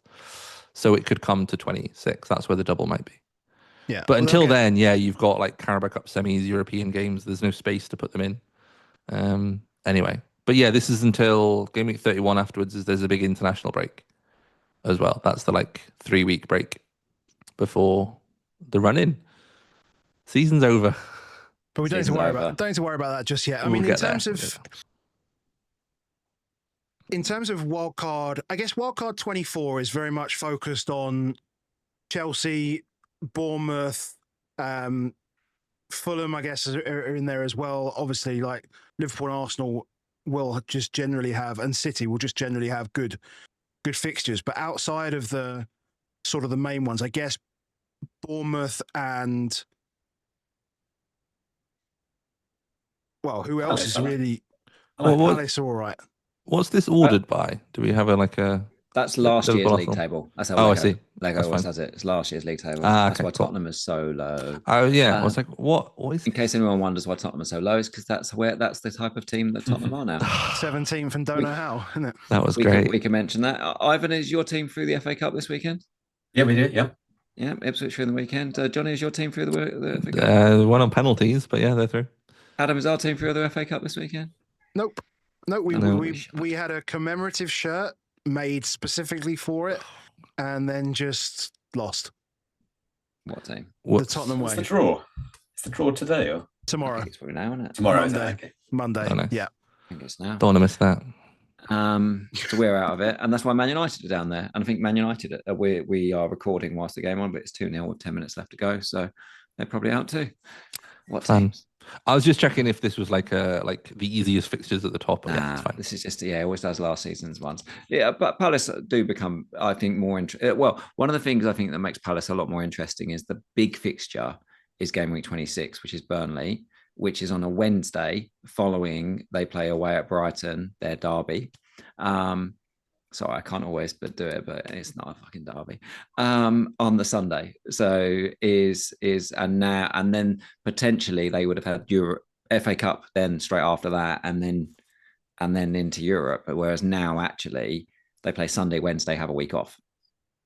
So cool, yeah, forgot they went out with the FA Cup because they went out yesterday. Yes. So it's a tick up for Palace now and just in general. So they still have that European playoff game, but the FA Cup round is free. Yeah, it's free. So they now go Sunday, Wednesday, week off. So from a Palace perspective, that's thank you, Macclesfield. Just to get on. I mean, if he's fit, Munoz, great pick for your wild card because no one else is going to have him. How is Munoz seen in the analytics world? Because he's not DEFCON. No, he's very tackly, but he's like the wingbacks don't get enough clearances to hit DEFCONs. But yeah, I think that's why for $500,000 less, it was like Lacroix is because also because Munoz's returns come more from attacking threat, then his will fluctuate more with the fixtures. So for 5.5, he's someone I actually might want to bench in a bad fixture. Whereas for 5 million, I can have a guy that just it's sort of a flatter profile of points. So Lacroix was very popular at the start. Munoz is good. I don't think anyone's not picking Munoz, but normally of the two, at least in FPL, people have been going for Lacroix. Earlier on, we briefly mentioned rotation and whether rotation might be dead or not. But just to point out, I think Palace and Newcastle and Palace and Fulham have really, really good rotation. And, there are good 4.55 options available there. And when it's that good, then it might be worth considering. Yeah. Yeah, I think Ismaila Sarr's like 6.2 or something like that now. 6. It's very cheap. It's been dropping in price, yeah. Dropping. It's either 6.2 or 6.4, something like that he is. But still, under £6.5 million. So I would be like, you can't get him now. Like at the moment, it's definitely not the right time, and we don't know the impact of what does Brennan Johnson mean in terms of Sarr minutes, because Sarr's been indestructible minutes, like literally a phenomenal number. But where does that position go? What happens with it? But he's somebody I'd be thinking like he would be a lock in my team in 26 if he's going to play home Burnley, home Wolves. So I mean, it's a bit easier to get to him because unless you're tripled up on Palace, like you're not going to have a There's a budget lot of restriction. guys. You can move around. But he's a perfect example of like, I don't want them now, but I want to know how I might get them. But Yes. you don't have to do much planning to work out how you might get him because you're going to have some 6-7 million mids who you want rid of at some point. I can tell you exactly where it'll be. It will be Bruno G will be playing Wolves, Villa, Oh, brilliant. away Yeah. Liverpool, home of Brentford, and then Bruno G will be Ismail Assar for anybody that Perfect. owns Bruno. Yes, nice and easy. That's like a very very easy maneuver, or it's Wilson up. But there's definitely, you have to have some. I think having a Sar plan, and there's a Mateta plan, I expect as well. You know, in terms of that, despite the fact that last time most of us went Sar Mateta, it wasn't good fun. Have you? No, go on, Ivan. I was going to ask Adam. So, would you be willing to have Sar in your wildcard team on the bench, and maybe play a Krupi or something like that until he's back? I mean, the thing is that Krupi's fixtures are away at Brighton and then Liverpool. Like, he's another one who gets better in 2 weeks. Yeah. That's just an example. Fantastic. Just an example. But if you go Tav though, if you go Tav, and then in 2 weeks' time everyone's going Sar, like that is that a feels case, like a problem. Yeah, and we might all be thinking, oh, okay, well, yes, we like to have, but we're also going to keep an eye there. My question was going to be: Have you tried to like make a wildcard 24 draft now to kind of see where you might want to be or where people might want to be? I think I don't always do it, but especially when I'm wildcarding, I kind of like, if there's a fringe pick, I'm like, I might want them, I might want them not, but then it's someone who would be on the wild card the week after and the week after and the week after, then I go, well, actually, I can just put them in now and not have to worry about it. But if it's someone who's like, I might want them now, but they're probably going to drop out. So Szoboszlai was one I wouldn't necessarily recommend, but he's one I probably might want if I wildcarded now, but I know that he's going to be sold pretty soon. So I would probably just go, actually, it's more robust to not start with him in case I can't sell him. So if you look at albeit players, working in a world common where, players, across 22 albeit in a world 24. where he wants to keep as many transfers as possible. So like, something like a Sar was like, well, I'm pretty sure actually the cheap guys on my bench could probably do a job over the next 2 weeks. That's probably the way of rolling as many transfers as possible, if that's the way you wanted to go. If there's a 50-50 call, but you looked at wildcard 24 and one of them would definitely be in it and one of them probably wouldn't, then that would help you make the 50-50 call, because you go, this one might get stuck and this one is more likely to save me a transfer. For example. And that's why you probably just, I'm looking at this immediately. I mean, I don't, but this is where it's useful to think, well, what do I do? Because you're Sobo, you're probably just thinking he's going to Enzo. I'm assuming probably in 24 is probably. It might go to Bruno in a reshift, but something like you're a Bruno reshift, type stuff. But Enzo's the only one here where it's like, just he's just good. Sit him in, But albeit there's a lot of games. There's other question marks about role and and does he have to play some of those at more 6 than 8? You know what I mean? Stuff, because he can do any of those roles. So everyone's got some question marks. I did run that. I mean, like I did run it, and it does have Sar, Tav, Iliman and Dye, and Iliman and Dye, of course. Yeah. So it has all those 4, and Mateta obviously, and Bruno. Those 4. Who's the other midfielder? Saka. Scrimped out a lot. Saka. Yeah. Okay. Yeah. This is one though. If you went on could this change your feeling around the purple patch and Harry Wilson, for example? Then I'm like, well, you could bet those 4 fixtures of Leeds, Brighton, Man United, and Everton for Harry Wilson, with the opportunity that you've got a million places you could go. Now you probably are then making a move. I'm probably making a move on Harry Wilson. Albeit I can like pretend 26 doesn't exist and then go Sunderland, Tottenham, West Ham, and it's probably not so bad. If it turns out that Harry Wilson is just the the Messiah, then I could just keep it. But I do think there is an option where you go, well, we could do this, because there's a lot of outs in 26 there. If you went Rodgers, for example, in your team, or Tielemans, you're not actually going to take those guys out for Brighton and Leeds in 26. You're not. If you have Enzo and you've got Leeds and Burnley, you're not taking him out for those 2 games. Those ones are definitely not guys. Albeit you might not. What Want about to Spurs, West Ham and Burnley next, and then shift them on for Tav? Or I've been praying and hoping that I can have Matthias Tell for the next 2 game weeks, and then apparently PSG apparently are sniffing around him today, so that makes that quite difficult. It might be time I sell Wilson Odobert from my anti-FPL team. He's becoming an option. Yeah. That's my Spurs input. Stay away from us. Yeah. Shame for the Kudus buyers. I think that was I was but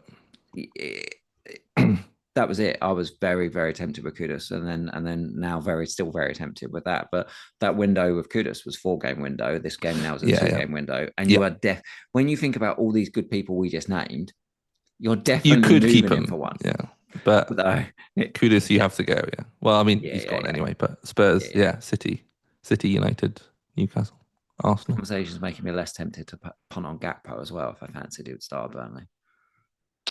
Might be up front. He might be up front. Might be left back, whatever he was playing against Arsenal. Don't know. I say, is there a concern now? I mean, just talking Szoboszlai, is there a concern that he just shifts back to right back? Season. Yeah, maybe. I mean, I think Gomez is fit. I think he'd probably play, but I mean, for me, Szoboszlai, like Frimpong as well. Like, there are other right backs. Like, he might do, and he certainly might do when Salah's back. But now that Egypt beat, who did they beat? Ivory Coast in AFCON. Like, Salah's not back, so I get Burnley, and then I can see whether he played right back or not, and then I'll move him on. But yeah, I think I probably would. I wouldn't have him on my wild card. I think there's enough places because, like, he's one I want to move on. Unless he suddenly does start showing the things that I thought he might do, which he hasn't done yet. But I'm very happy I'll play him for Burnley and then figure out where to go. But again, there's as we said, there's quite a few guys in 23, 24. I can even bench him in 23 and move in 24.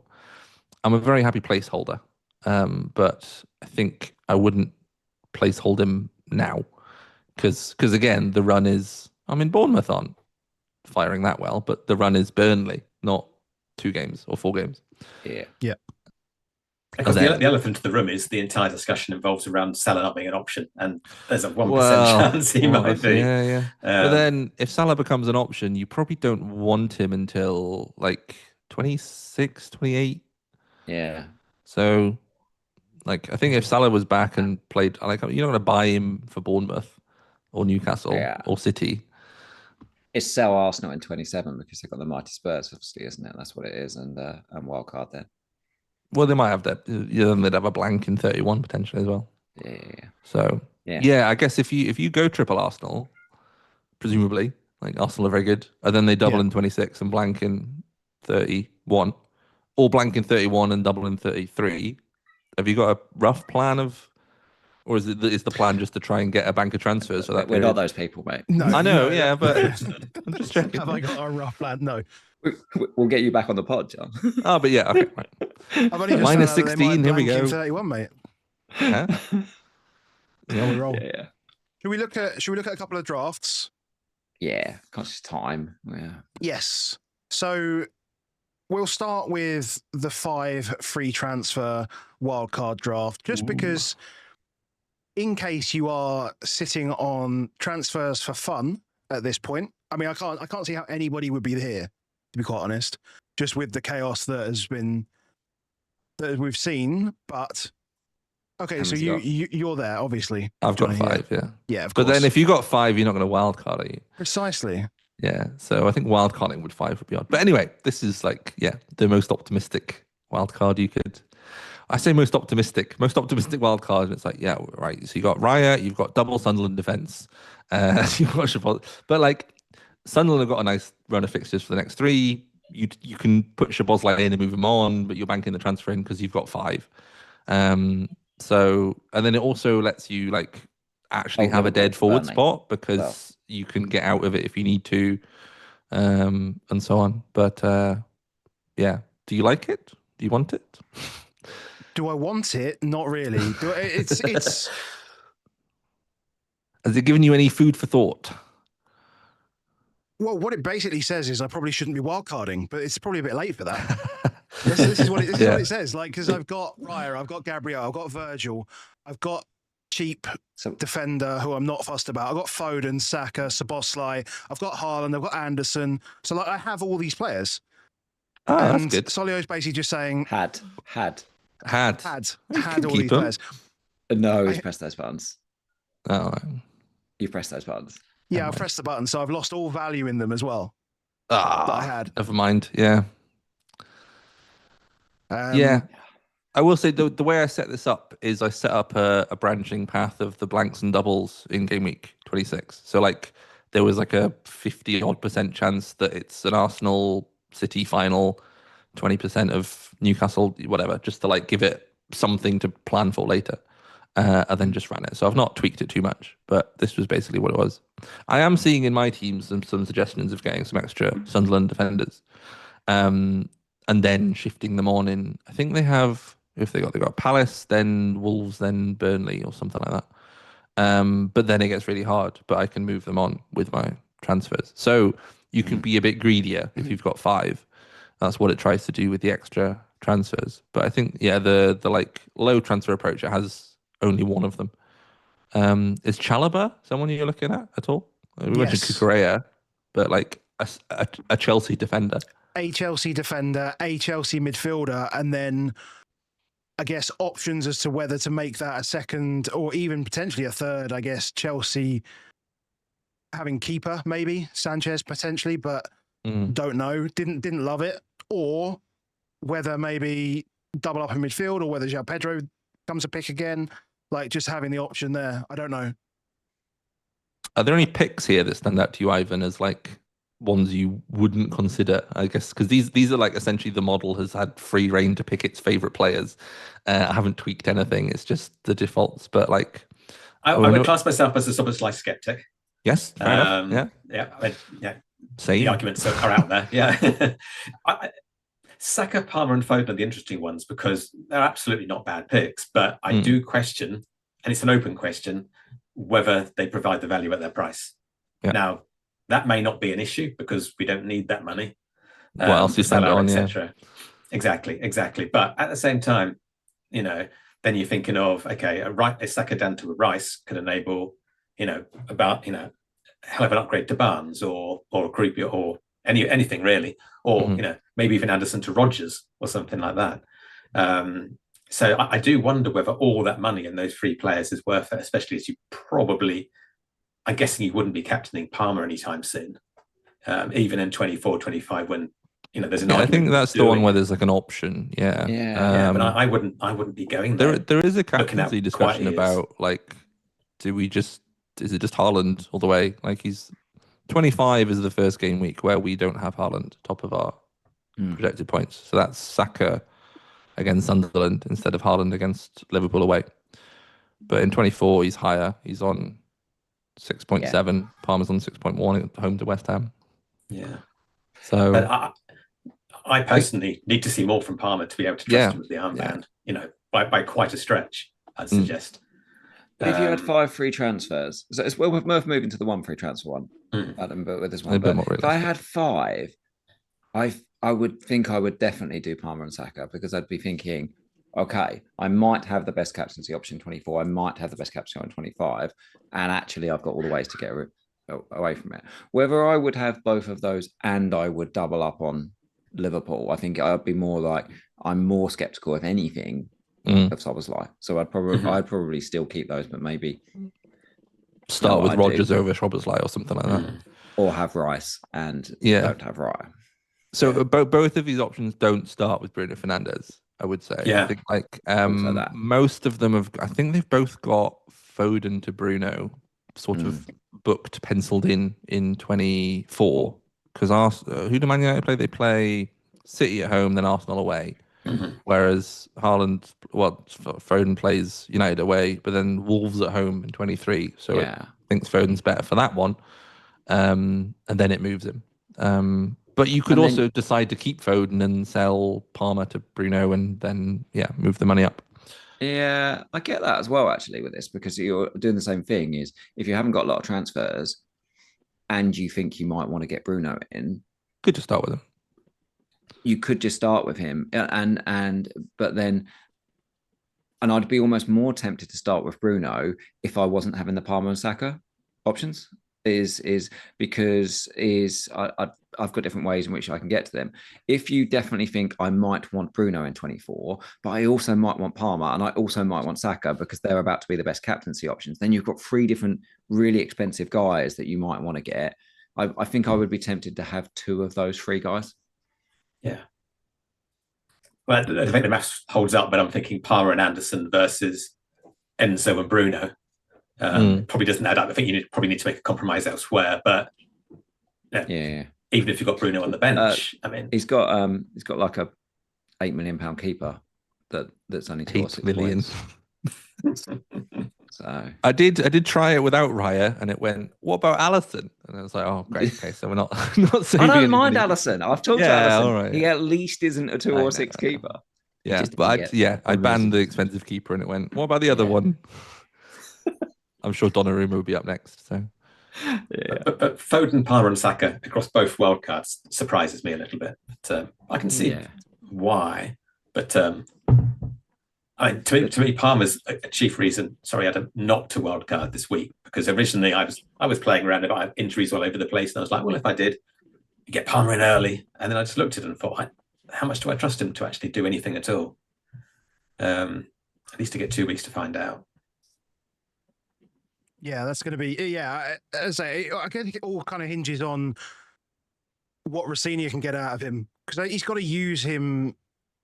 He's got to get absolute maximum out of him to obviously get the best out of Chelsea, to be honest. I mean, their last, what they've done, they've won 1 in the last 5 or 1 in the last 6. They're on a pretty stinky run right now in terms of results.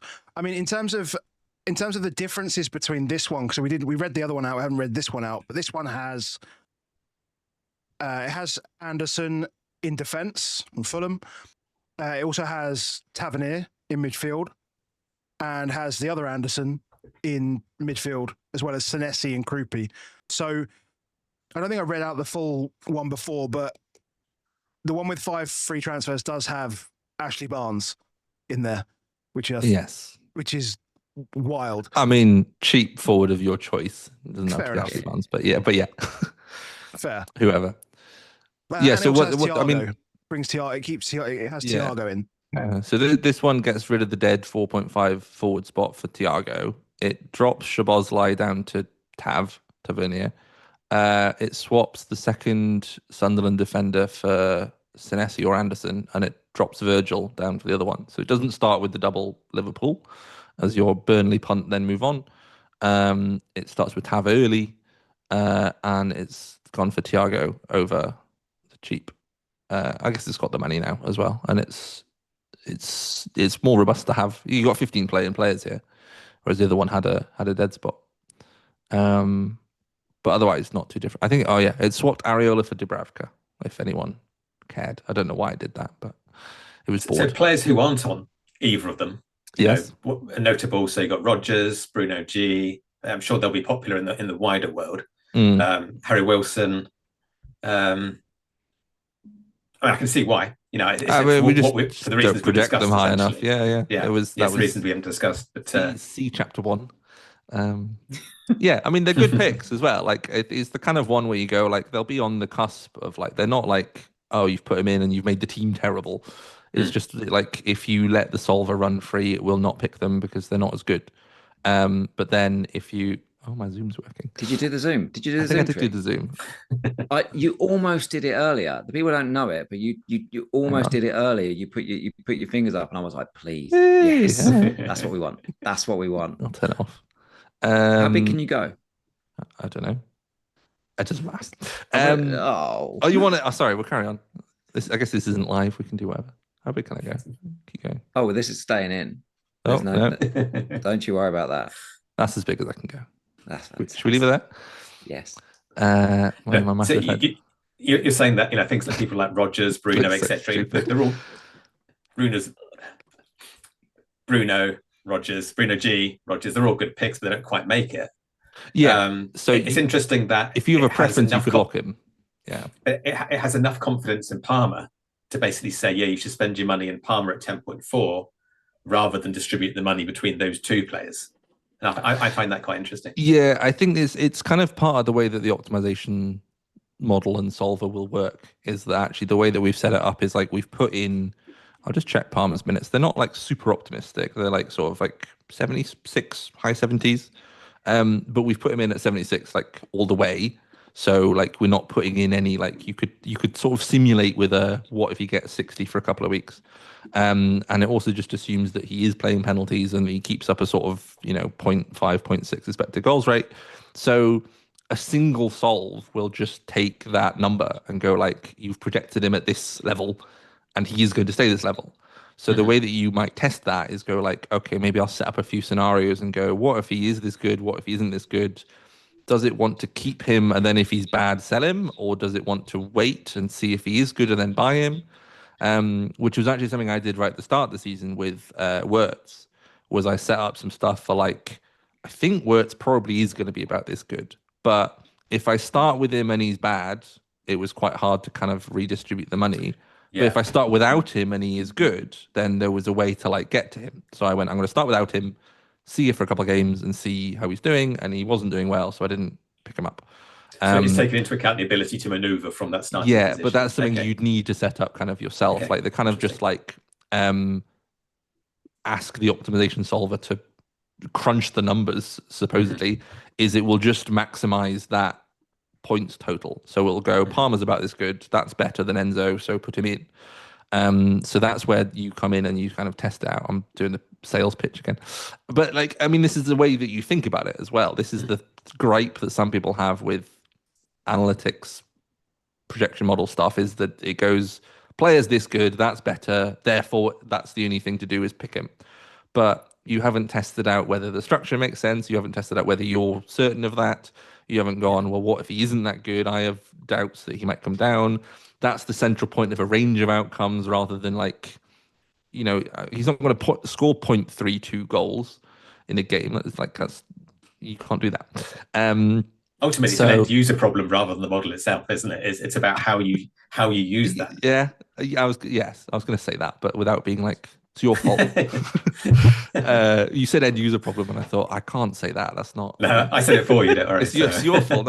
No, but it's like that's the limitations of the way it works. Is like It will just pick the top player. So because Palmer is projecting slightly more points than Bruno, it will never pick Bruno, because it's like, well, why would I pick something that's 0.2 points worse?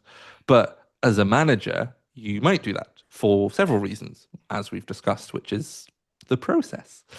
That's why you test things out. So would it be taken into account? So it might say, okay, Bruno's 0.2 worse off, but would it be taken into account what the extra money could do elsewhere as well? Yeah, I mean, it knows the restrictions, it knows the rules of the game. So like it won't.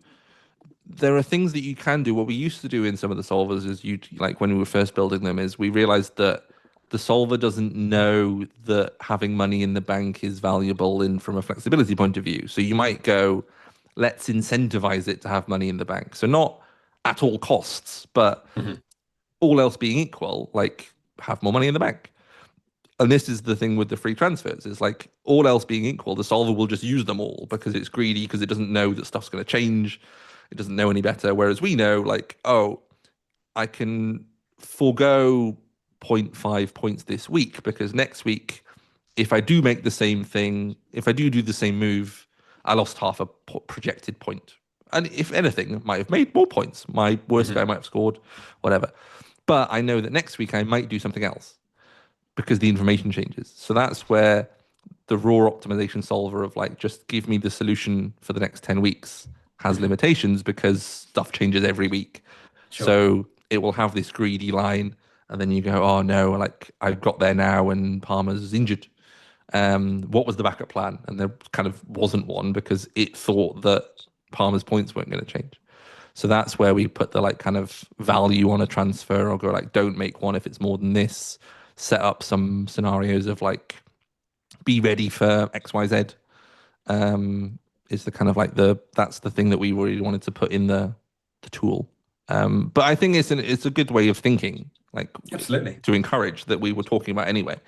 But yeah, we wanted to kind of try and model that as well, because it's much harder to do. I think going like roughly how many points on average is this player going to score it's not easy, but like there's tried and tested methods of getting fairly accurate. But should I make a transfer this week or next week, or put this guy in who's a bit worse because it might work out in 100 out of 250 possible scenarios, is more complicated. So you can run simulations as well. You can go like, add some variance in and simulate it and see how often was this the best move. There's all sorts, but yeah, I can talk about analytics for ages. But yes, yeah, that's the reason it will kind of. I mean, it does know that like it's like don't use all my transfer stuff might happen, and I've put in the like doubles in that wildcard solve, but it doesn't know that maybe Enzo might be better than Palmer, because I haven't put that in. I could put that in, but I'd need to like manually do that. At the minute, the solver can just see the projected points and goes, well, Palmer's a higher. And I have the money because I don't need Salah, and I don't need, if I have 10.4 million left for one player and I could pick Palmer or Enzo, then it will probably just pick Palmer. It might not. It might know like, oh, well, we can buy him later and so on. If that makes sense. yeah, absolutely. But yeah. Does that help, Adam? Who are you going to pick? Which is Enzo. You worked it out, Enzo. Yeah. Raya. There's a lot to go for over the next week, and I will be trying to put my very basic brain into action in Solio, trying to build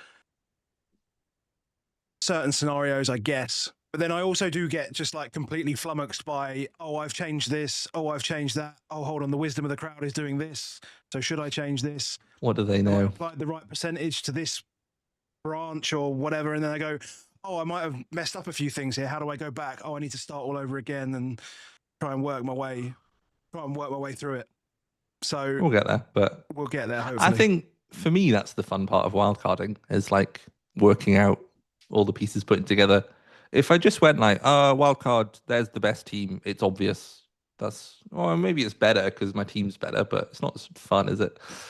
That's what we're playing for. Interesting to me, and I might well play around with Solio, and I'm very impressed with the way you can customize it to basically reflect your style, as it were, and your attitude to risk, and your all kinds of things in your position, if that's important to you, etc. But there's nothing that Solio's doing that we're not trying to do, at least in our heads, as it were. Failing probably because we're not quantifying it, etc. But it's the same mechanic, or at least for me, at least. It's the same thought process. It's the same mechanics. It's just I'm trying to do it in a very fuzzy, non-quantified Which way. Is fun as well. And, exactly. and That's my fun. Yeah, people are good at doing that as well. It's not like, you can get lost in the numbers. You can be like, oh, what does this mean? I don't know what's going on. Whereas actually, if you just had thought through it more simply, then that's great. But yeah, the tool is there to help people. And that was my point. And it wasn't certainly to disparage anything at all. No. What it's doing is crystallizing the thought processes of what we at least like to think are good managers. And it's a tool to enable that, if you so wish, to quantify it and to see those numbers and to actually break it down into a number. But we're all going for the same thought processes, irrespective of using models or not. Got a non-model user doing a sales pitch for us. Perfect. Thank you. What can you ask? Thank you, Ivan. No. I mean, massive respect. I think what you've done is absolutely fantastic, and I'm actually interested to play around with it. Absolutely, it's just Any purely questions? Yeah, just for me. For me, it's just I find it quite fun to try and muddle on. Yeah, and in my own I silly like way. doing that as well, and I think I play other formats that really allow me to do. Anti-FPL has been the most fun I've had all season, and I just vibe it. I'm just kind of a lot of it is based on it's like the minutes of the like really lower ranked teams, and it's like trying to go like who's going to play it, who's going to fill in for Kyle Walker at right back, because he's suspended and they don't have another right back, and this guy's been ousted. Well, you know, and then I'll buy him and he'll sub on, and that's just fun. But I'm not solving that. That's just strategy and like, does this make sense? Next stage. So I like doing that as well. Solvers. Yeah, no, it's good fun. I would recommend it to anyone who wants to play next year. It's I'll give it. If anyone doesn't know what anti-FPL is and gets anything just like against it, the aim is to get as least amount of points as possible. But your players have to play. You get penalised for putting out not a full 11. Some of the stuff is really good. Like, so I've got a friend, and we chat every Friday. He plays it. Really avid player of it. Very good player of it.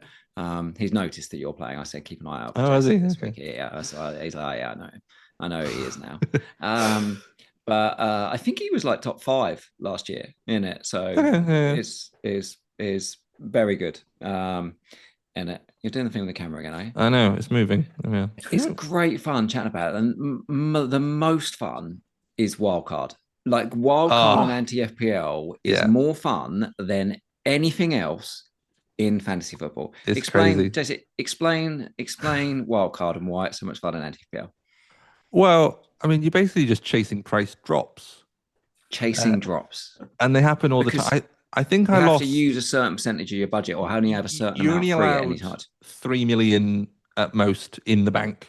So obviously, like if your team costs 95 million instead of 98 million, but you've still got the 3 million in the bank, that's better. So you want to decrease your budget, your value down. So I think I lost like 6-7 million in team value in game week 3. You did a drop every night because I did it early. Like, I've got to have 15 guys. I'm going to lose about $1 million today. But then I feel like I almost overdid it because you still need Salah and what is my camera doing? You still need Salah and Haaland on the bench. So to jump from Salah down to like a Saka or a Palmer in budget, but still have the money left, like there's a kind of a gap there. And I ran into the point where I've got Haaland and Salah and lots of cheap guys, but not enough to drop one of the forwards. Was Salah or Haaland? And then I was going to buy Emil Smith-Rowe because he was subbing on. He subbed on. I think he had the longest streak at the start of the season. We've gone way off tangent. The longest streak at the start of the season of not starting but subbing on and not having a no-show. So he subbed on for the first 8 games, and I was like, I'll buy him. But he's like 5.5, and I was like, I can't afford him. How have I've overdone the like price drops? Yeah. So there's a sweet spot, but yeah, it's very stupid. It's very funny. It's fun. Yeah. So Joe, my friend who plays it, is whenever we speak on a Friday, like he's never asked me so many times in the season, what do you think about this guy from Spurs? What do you think about this guy from Spurs? And every time he says it, I think, anti. This is an anti conversation. The sweet spot of like, is that anti or is that? I think I like throwing people off with that. I'm like, which game are you planning this for? Yeah, and this season where it's been weird is obviously because the promoted teams have done pretty well. So previously it would be like Robin Roofs has ruined me. So annoying. Whereas normally it'd be like, brilliant. Yeah. You'll have Triple Burnley and all those guys. Like it'd be like, oh no. Yeah, Burnley have been bad enough. But I think there was a point where actually Wirtz would have been a very good anti-FPL pick if you'd known the points he was going to get. He was like way down the bottom in the first 8-10 weeks. But yeah, I think triple captain Kyle Walker against City, and he got -1 point. That was good fun. That was a memorable one. Phenomenal. Yeah. Someone did a Stev, got an own goal, 2 own goals in that game. But he hit a DEFCON, so he actually got -2. So he wasn't even it was not even that much worse than Walker. What a fun game. Yeah. So yes, that's where I get my kicks of not, being a bit slapdash with it. Yeah. I think as you said, Baker, on that note, I think that's a good place to we've run out of topics. Well, to be fair, I mean, like if this season keeps going, I might just play anti-FPL just by playing normally, and it might work out. We never know. But Ivan, Jonny, thank you very much for joining us. This has been another fantastic conversation. We'll drop all socials down into the description on YouTube and in the show notes on podcast, wherever you listen to it. If you have enjoyed it, make sure you drop a like on the video, hit subscribe if you want to see more from Baker and I. And yeah, good luck and enjoy the next week, I guess, the week off. It's gonna be bliss. Week off. For A some. week off for you, mate. Wildcard chasing. True. Right, catch you later, boys.